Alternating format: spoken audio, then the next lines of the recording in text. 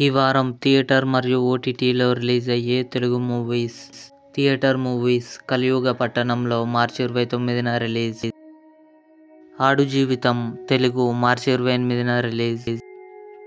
మగధీర మార్చి 27న థియేటర్లో రిలీజ్ కానుంది.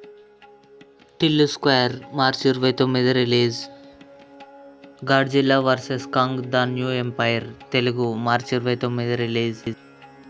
OTT movies. తికమక తాండా మార్చి 25న హాలో రిలీజ్ కానుంది.